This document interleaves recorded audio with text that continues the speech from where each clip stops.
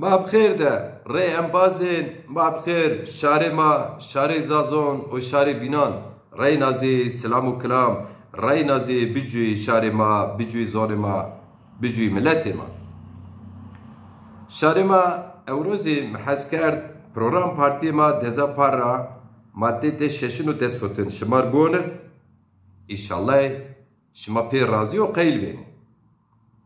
Merhaba kıymetli takipçilerim, sevgili halkımız, hepinizi saygıyla, sevgiyle selamlıyorum.